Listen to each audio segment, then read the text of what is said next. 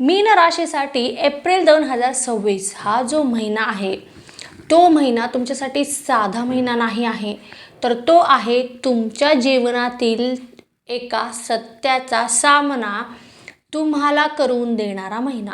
म्हणजे एखादं सत्य या महिन्यामध्ये बाहेर पडणार आहे तुमच्या जीवनातील किंवा तुमच्या आसपासच्या लोकांबद्दल, जे तुमच्या आयुष्यावर परिणाम करतं. आणि ते सत्य तुमची भावना, तुमचं भविष्य आणि तुमचे निर्णय हे सगळं काही बदलू शकतं. हा काळ तुमच्यासाठी असा असणार आहे की तुम्ही स्वतःच्याच विचारांमध्ये अडकणार आहात. बरोबर चूक याचं भान तुम्हाला राहणार नाही. द्विधा मनस्थिती जास्त वाढणार आहे आणि या सगळ्यांमध्येच तुमच्याकडून एखादी चूक होऊ शकते जी तुमचं मोठं नुकसान करू शकते. नेमकं कोणत्या दिवशी ह्या गोष्टी घडू शकतील, कोणते दिवस खबरदारीचे आहेत, कोणते दिवस सावधगिरीचे आहेत, हे मी तुम्हाला सांगणार आहे. आणि त्याच्यासाठी तुम्हाला माझ्यासोबत शेवटपर्यंत राहायचं आहे, कारण शेवटी मी तुम्हाला नक्कीच त्या शुभ दिवस सांगणार आहे. तर आता आपण पाहूयात विस्तारित स्वरूपामध्ये. पहिलं तर बघा, आर्थिकदृष्ट्या हा महिना तुमच्यासाठी नेमकं कोणते परिणाम घेऊन आलेला आहे.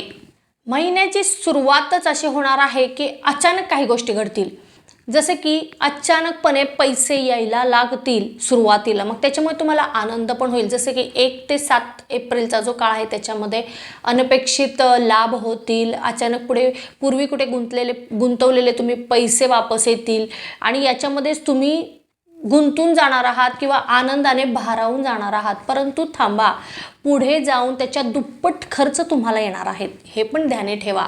अचानक खर्च वाढणार आहेत. जेवढी तुम्ही मिळकत ह्या महिन्यामध्ये मिळवणार आहे त्याच्यापेक्षा दुप्पट तिप्पट खर्च राहणार आहे. त्यामुळे तुम्हाला व्यवस्थितरित्या आर्थिक नियोजन करावं लागणार आहे. 9 ते 16 एप्रिलचा जो काळ आहे या काळामध्ये खर्च अचानक वाढणार आहेत. हॉस्पिटलसाठी म्हणा, घरामध्ये काहीतरी काम तुम्ही काढू शकतात किंवा वाहनासंबंधी काही खर्च होऊ शकतो. तर इथं काळजी घेणं खूप महत्त्वाचं आहे. विशेष करून आर्थिक निर्णय तुम्हाला खूप विचार करून घ्यावयाचे आहेत.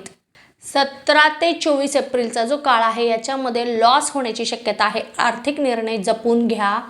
25 ते 30 एप्रिलचा जो काळ आहे याच्यामध्ये पुन्हा पैशाचे सोर्सेस चालू होतील.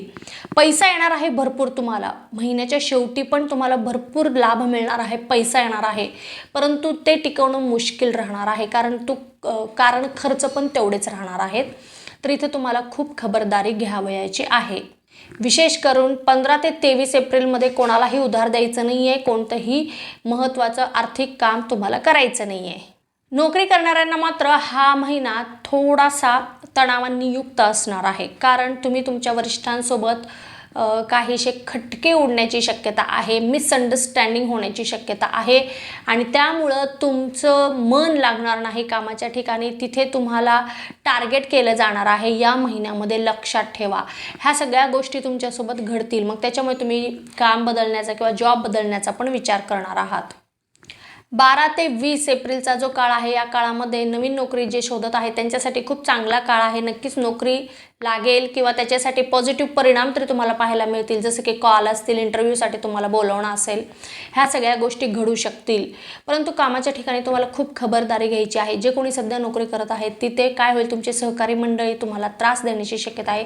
तुमचे जे विरोधक आहेत ते तुमच्या विरुद्ध कानभरणी करतील तुमच्या वरिष्ठ अधिकाऱ्यांची आणि त्याचाच परिणाम म्हणून तुम्हाला टार्गेट करणार आहेत या महिन्यामध्ये पूर्णपणे. तर तुम्ही त्याच्यासाठी मानसिकरित्या मेंटली तुम्ही तयार राहा.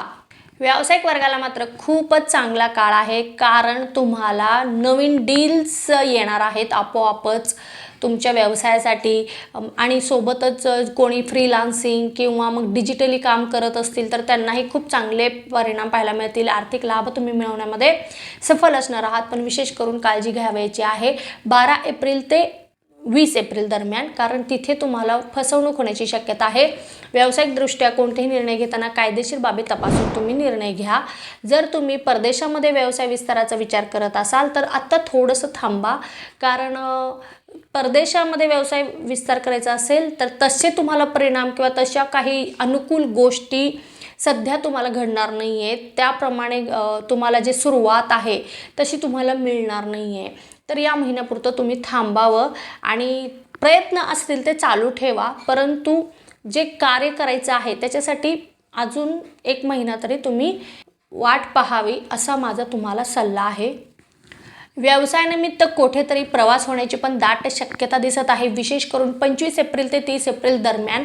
आणि त्यामधून पण नवीन ओळख्या होतील आणि तिथून मग तुम्ही त्या ओळखीचा फायदा तुमच्या व्यवसायामध्ये पण करून घेणार आहात. विशेष करून जे मार्केटिंगमध्ये तुम्हाला काम करायचं होतं किंवा मार्केटिंगमध्ये जे तुम्हाला एक उंची गाठायची होती ते नक्कीच तुम्ही तिथपर्यंत अचीव करू शकतात या महिन्यामध्ये. तर पॉझिटिव्हरित्या खूपच चांगले परिणाम देणारा हा महिना आहे व्यावसायिक वर्गाला. जे कोणी रिलेशनशिपमध्ये आहेत त्यांच्यासाठी थोडासा आश्चर्याचा धक्का देणारा हा काळ आहे. म्हणजेच या महिन्यामध्ये एक चांगली गोष्ट पण घडणार आहे आणि एक वाईट गोष्ट पण घडणार आहे. चांगली कोणती आहे तर तुम्ही तुमचं जे नातं आहे ते एक स्टेप पुढे नेण्याचा प्रयत्न करणार आहात. म्हणजे तुम्ही तुमच्या पार्टनरला प्रपोज पण करू शकतात या महिन्यामध्ये किंवा तुमचा पार्टनर तुम्हाला प्रपोज करू शकेल. परंतु अजून एक गोष्ट निगेटिव्ह ही घडू शकते की तुमच्या नात्याबद्दल एखादं सत्य जे लपवलं होतं तुम्ही दोघांपैकी ते अचानकपणे बाहेर येणार आहे. ते कसं येणार आहे ते माहिती नाही, पण ते बाहेर येणार आहे. विशेष करून 19 एप्रिल ते 23 एप्रिलचा जो काळ आहे या काळामध्ये अशा गोष्टी घडू शकतील, तर विशेष तुम्ही खबरदारी घ्या. जे कोणी विवाह इच्छुक आहेत त्यांच्यासाठी 7 एप्रिल ते 12 एप्रिलचा जो काळ आहे या काळामध्ये तुम्हाला प्रपोजल्स येतील, परंतु पॉझिटिव्ह रिस्पॉन्स येण्यासाठी थोडासा वेळ लागेल. महिन्याच्या शेवटी मग तुम्हाला पॉझिटिव्ह रिस्पॉन्स यायला लागतील. म्हणजे त्यांच्याकडून एक होकार असेल किंवा काहीतरी एक स्टेप पुढे गेलेलं काहीतरी पॉझिटिव्ह गोष्ट तुम्हाला नक्कीच कळणार आहे महिन्याच्या शेवटी, म्हणजे 25 ते 30 एप्रिल दरम्यान. महिला वर्गासाठी मात्र खूप काळजी करणारा हा महिना आहे, कारण इमोशनली तुम्ही थोडेसे ब्रेक झालेले असणार आहात या महिन्यामध्ये. द्विधा मनस्थिती तर असणारच आहे. निर्णय घेताना तुम्हाला प्रॉब्लेम्स होतील किंवा निर्णय घेताना तुम्हाला लक्षात येणार नाही की कोणती गोष्ट बरोबर आहे कोणती गोष्ट चुकीची आहे. त्यामुळं तुम्ही तुमच्या पार्टनरचा सल्ला घेऊ शकतात. परंतु इथे पण काय होणार आहे, तुमच्या रिलेशनमध्ये काही इश्यूज राहतील. तुम्ही तुमच्या जोडीदारासोबत छोट्याशा गोष्टीवरून वाद करण्याची पण शक्यता आहे. मग इथे पण तुमचं जे नातं आहे त्याचं तुम्हाला बर्डन असणार आहे किंवा त्याचा पण ताण असणार आहे, अबोला धरलेला असणार आहेत. मग ह्या सगळ्या गोष्टी तुमच्या नात्यामध्ये या महिन्यात होऊ शकतात आणि विशेष करून त्यामुळे तुमचं मानसिक जे आरोग्य आहे ते बिघडण्याची दाट शक्यता आहे. त्याचा परिणाम शारीरिक आरोग्यावर होणार आहे. तर इथं तुम्हाला खूप काळजी घ्यायची आहे. आणि तुम्ही म्हणत असाल की हे सगळं का घडत आहे, तर यस, 7.5चं जे दुसरं चरण चालू आहे त्याच्यामुळं पण ह्या गोष्टी घडत असतात आपल्या आयुष्यामध्ये. विशेष करून महिला वर्गासाठी 18 ते 26 एप्रिलचा जो काळ आहे तो खूप सेन्सिटिव्ह पिरियड आहे. या काळामध्ये काहीतरी खूप एक महत्त्वाची गोष्ट घडू शकते. मग ती पॉझिटिव्ह असू शकते किंवा निगेटिव्ह असू शकते, पण त्याच्यासाठी तुम्ही मेंटली तयार राहा. विद्यार्थी वर्गासाठी मात्र कॉन्सन्ट्रेशन कमी राहणार आहे आणि डिस्ट्रॅक्शन जास्ती असणार आहे.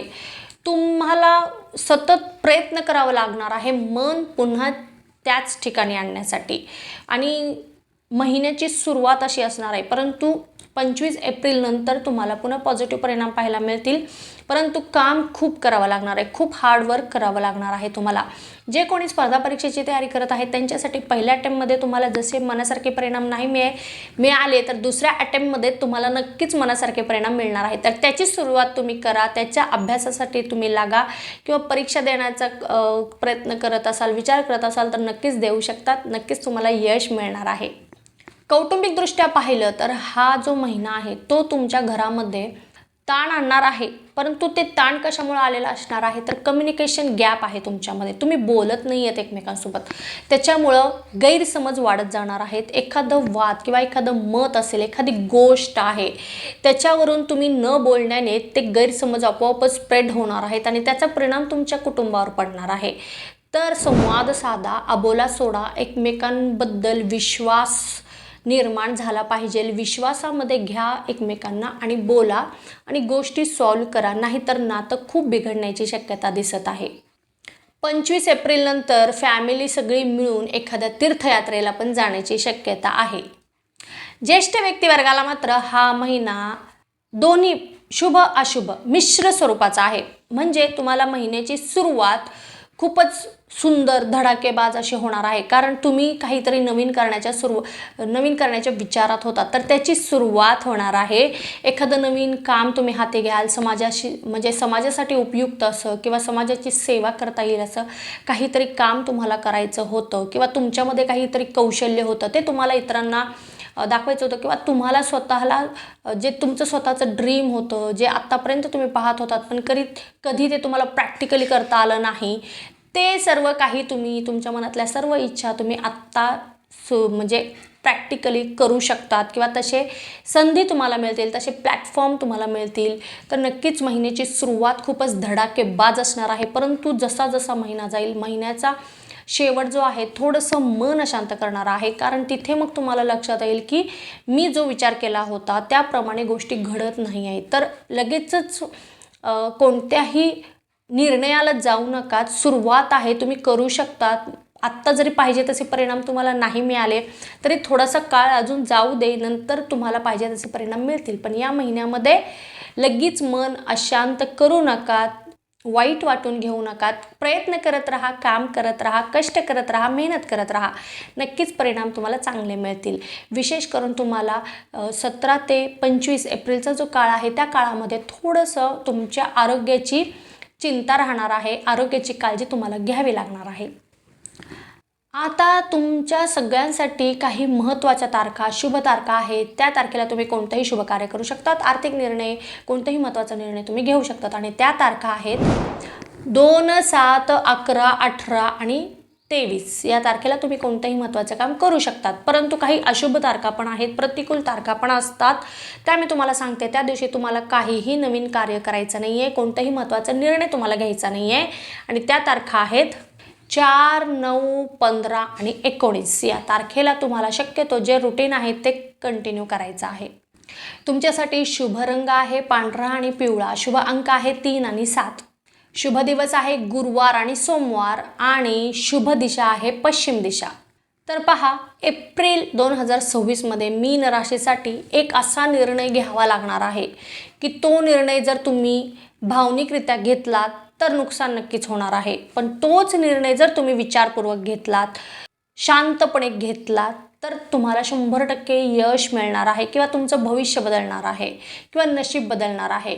हा महिना तुमच्यासाठी कसलाच सोपा नाही आहे. खूप स्ट्रगल आहे, खूप तुम्हाला स्वतःला प्रूव्ह करावं लागणार आहे, कसोटी घेणारा आहे.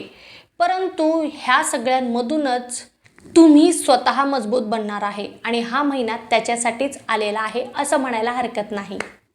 जो व्यक्ती स्वतःवर नियंत्रण ठेवेल तोच व्यक्ती पुढील येणाऱ्या काळामध्ये यशस्वी बनणार आहे, लक्षात ठेवा, किंवा मोठं यश मिळवेल. तर तुम्हाला माझी ही माहिती उपयुक्त वाटली असेल तर लगेचच चॅनलला सबस्क्राईब करा, व्हिडिओला लाईक करा आणि जास्तीत जास्त लोकांपर्यंत व्हिडिओ शेअर करा. आता आपण भेटू पुढच्या व्हिडिओमध्ये. तोपर्यंत ओम नमः शिवाय, हर हर महादेव.